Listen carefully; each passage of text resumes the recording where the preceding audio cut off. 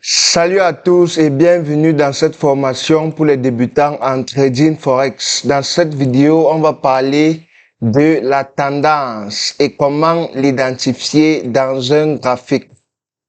Donc, tout d'abord, il y a trois phases dans le marché.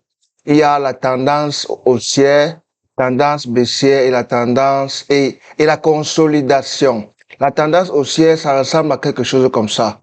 Et si vous pouvez remarquer, le marché ici a fait un bas et ensuite ça a fait un haut. Et ici, ça fait un bas plus haut. Et là, ça a fait un haut plus haut. Donc, ceci, ce sont les termes auxquels il faut déjà vous habituer. Donc, je vais écrire ça ici pour que ça soit plus facile à comprendre pour vous. H est égal à haut, B est égal à bas, tu vois. Et maintenant, HPB, HPH est égal à haut plus haut et BPH est égal à bas plus haut. Donc, bas plus haut que le précédent, tu vois, que le précédent. Voilà, donc là, je vais mettre que le précédent. Donc, c'est un terme auquel il faut déjà vous habituer. Tu vois, donc ici là, on peut voir que voici un bas. Et ici, on voit que voici un bas plus haut que le précédent. Ce bas-ci est plus haut que ce bas précédent. Tu vois, la même chose avec ceci, on peut voir que ce bas est plus haut que le bas précédent. Et la même chose, ainsi de suite, ce bas, il est plus haut que le bas précédent. La même chose avec les hauts. Ici, on voit un haut, et là, il a un plus haut que le précédent. Et ici, il a aussi un haut plus haut que le précédent. Donc, c'est à ça que la tendance haussière ressemble. C'est ça qu'on appelle une tendance haussière. La tendance haussière, c'est une séquence des hauts plus hauts et des bas plus hauts. Voilà. Maintenant, on va partir dans la tendance baissière. La tendance baissière, c'est juste l'inverse. Ici, on peut voir qu'il a un bas. Ici, on peut voir qu'il a un haut et un bas ici. Là, il a un haut plus bas. Et là, il a un bas plus bas. Tu vois? Donc, ici, on va écrire cela. HPB est égal à haut plus bas que le précédent. Et là, BPB est égal à bas plus bas que le précédent. Tu vois? Donc là, c'est le même concept, Tu vois ici, il a un haut, il a un haut plus bas que le haut précédent. Ce haut-ci, il est plus bas que le précédent. Et la même chose, ce haut aussi, il est plus bas que le haut précédent. Ce haut aussi, il est plus bas que le haut précédent. Même chose avec le bas. Ce bas est plus bas que le bas précédent. Ce bas aussi est plus bas que le bas précédent. Et ce bas aussi, il est plus bas que le bas précédent. Donc, la tendance baissière, c'est une séquence des bas plus bas et des hauts plus bas. Voilà. Maintenant, la consolidation. La consolidation, c'est différent parce que il a juste le haut et le bas. Tu vois? Le haut et le bas. Tout ça, c'est presque au même niveau, presque la même chose. Il n'a pas le bas plus bas, haut plus haut, etc. Tout ça, c'est au même niveau. Haut, bas. Et cela forme les zones, cela forme le support et la résistance. Donc, le support et la résistance sont formés uniquement dans les marchés de consolidation. C'est formé quand le marché est en consolidation. Tu vois? Oui. Donc, la séquence des hauts qui ont le même niveau, c'est ça qu'on appelle la résistance. Et la séquence des bas qui ont le même niveau, c'est ce qu'on appelle le support. Vous voyez? Ici, là, c'est la résistance. Ici, c'est le support. Tout simplement, aussi simple que ça. Donc maintenant, je vais vous montrer cela dans un graphique réel. Ici, on va entrer quelque part dans le graphique et on va chercher les différentes tendances. Là, je vais un peu partir dans le graphique de 15 minutes pour que les choses soient un peu plus grandes, plus visibles.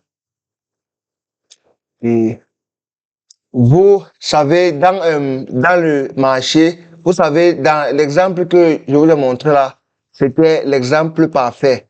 Et dans le marché, ce n'est pas souvent toujours aussi parfait comme dans ce cas. Tu vois, dans les marchés, c'est souvent un peu embrouillant, un peu différent.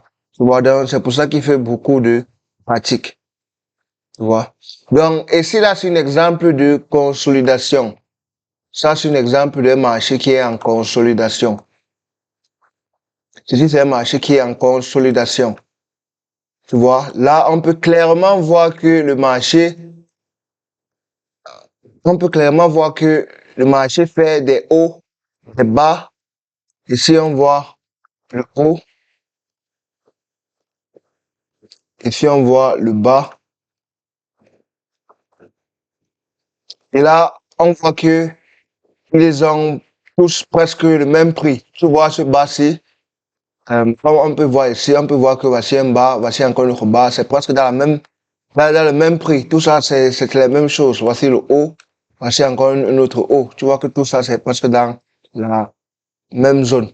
Bon, je sais que vous allez me demander que, mais pourquoi est-ce que tu ne comptes pas ce qui est ici en bas? Ce qui est ici en bas, c'est ce qu'on appelle les zones de support et résistance minière. Ça, c'est les hauts mineurs, tu vois. Si on voit bien dans la grandeur des choses, on va voir que les plus importants sont ces deux-ci. Tu vois, ceux-ci sont juste les mineurs qui se font juste au milieu. Et si on compte cela, ça risque d'embrouiller notre analyse, tu vois. Parce que s'il faut compter les petits, c'est que il a aussi les autres aussi qu'on va compter. Tu vois, c'est qu'on va finir par dessiner les lignes partout. Tu vois, et si on dessine les lignes partout, ça va beaucoup nous embrouiller. Et ça ne va finalement nous servir à rien. Tu vois un peu. Donc, avec le temps, c'est bien de pratiquer. Donc, avec le temps et la pratique, ça serait plus facile à détecter. Voilà. C'est pour ça que je vous encourage toujours à pratiquer de plus en plus. Donc, ici, voici un exemple d'une tendance haussière. Une tendance haussière. Ça, c'est une tendance haussière. Là, on peut clairement voir que le marché fait là un bas plus haut, un haut plus haut, un haut plus haut, un bas plus bas. Tu vois, clairement. Ça, c'est clairement une tendance haussière. Maintenant, on part dans la tendance baissière. Ici, on peut voir tendance baissière ici. Voici la tendance baissière dans le marché. Donc, pour dessiner la tendance, on connecte juste les points les plus importants. Tu vois? Pour dessiner la tendance, on connecte la ligne là où ça touche le plus de points. Tu vois? Donc, comme par exemple ici, on fait comme ça. Là, tu vois que ça touche 1, 2 et 3. Tu vois? Tu n'es pas obligé de faire que ça touche tout. Comme par exemple, ceci là, tu peux laisser. C'est pas très important. Le plus important, c'est que ça touche la majorité. La majorité. Tu vois, même ici, on fait que ça touche la majorité. Ça touche la majorité. 1, 2 et 3. C'est bon. Tu n'es pas obligé de faire que ça touche tout ce qui est au milieu. Tu vois, ça touche la majorité, c'est bon. Je sais que pour dessiner les tendances, pour les débutants, c'est un peu embrouillant, mais il faut juste savoir que ça va toucher les points les plus importants. Même chose pour la tendance haussière. Ça va toucher la majorité des parties. Comme cette tendance qui est dessinée là, tu vois, ça touche 1 et 2. Là, c'est suffisant. Je ne suis pas obligé, je ne suis pas obligé de faire que ça touche ici.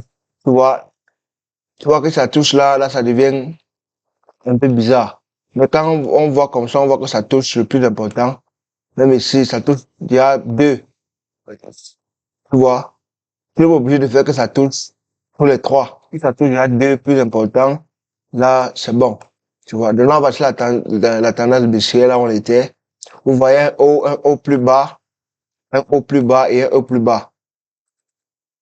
Là aussi, là, un bas plus bas, un bas plus bas, un bas plus bas et un bas plus bas. Tu vois, donc là, c'est comme ça qu'on identifie les tendances dans le marché. Donc, je vous encourage à entrer dans vos graphiques et faire aussi la même chose. Cherchez les zones de tendance et identifiez-les. Et je vais vous donner un bonus. Je vais vous donner un bonus, un gros bonus. Pour les débutants, je vais vous conseiller à vous tous d'utiliser cet indicateur. Pour utiliser l'indicateur, c'est très simple. Tu vas juste venir ici, là on a mis indicators, indicateur, et tu vas cliquer là, zigzag. Tu vas cliquer là, zigzag def le SEM. Tu cliques là et tu mets en favori. Je sais pas si ça va venir. Non. Désolé, n'est pas ça. Cliquez sur indicateur et cliquez zigzag tout simplement. Zigzag. Ça fait pas ça. Zigzag, ceci. Zigzag tout simple. Tu vois, et, on entend que ça s'affiche le graphique.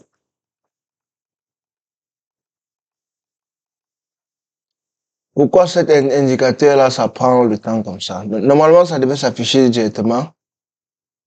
Zigzag.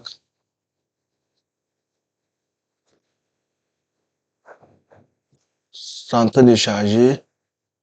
Euh,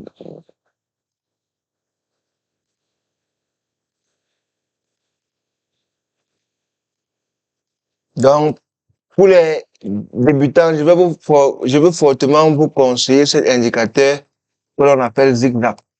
Je suis en train de cliquer sur ça, j'attends que ça s'affiche. Apparemment, c'est en train de charger. Je ne sais pas pourquoi ça prend aussi long. Je ne sais pas pourquoi ça prend long.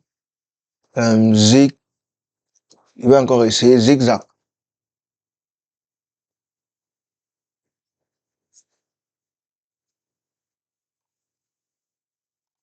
Zigzag. Mais pourquoi ça ne s'affiche pas? C'est un indicateur gratuit. Ah là. C'est pas ceci.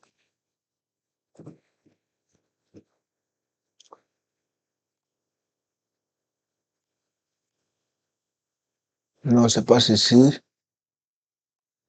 Voilà. Je vais vous conseiller ceci là. Voilà l'indicateur que je vais vous conseiller. Ça s'appelle zigzag. Là, je viens de voir le nom. Ça s'appelle zigzag. Zigzag Lucem. Zigzag Luc Mam. J'espère que vous êtes en train de bien regarder. Donc, cet indicateur, c'est, je vous conseille de mettre ceci. Ça va vous aider à dessiner les zones de tendance plus facilement. Donc, ici, vous pouvez remarquer, voici la ligne que ça fait. Vous voyez les lignes que ça fait. Donc, vous allez juste connecter les lignes. Vous voyez les lignes que ça dessine dans le graphique. Vous allez juste venir là et connecter ces bouts, tout simplement. Ça va vous aider à vous rendre la vie plus facile, tu vois. Moi, quand j'ai commencé, c'est ça que j'utilisais pour m'aider à dessiner les tendances. Parce que ça m'embrouillait beaucoup, tu vois. Ou alors, vous pouvez aussi cliquer ici en haut sur le chandelier et changer et mettre la ligne. Tu vois, vous pouvez mettre la ligne tout simplement. Utiliser le graphique avec la ligne. Et avec ces graphiques-là, vous pouvez maintenant dessiner les zones plus facilement. Donc ça, c'est ce que je vais vous conseiller de faire. D'abord pour les débutants et avec les yeux, vous allez utiliser ça plus facilement sans avoir besoin d'indicateurs. Donc, c'était tout pour cette vidéo, les gars, et à la prochaine. Laissez-moi un commentaire si vous avez des questions et je ferai de mon mieux pour vous répondre. Merci, à la prochaine.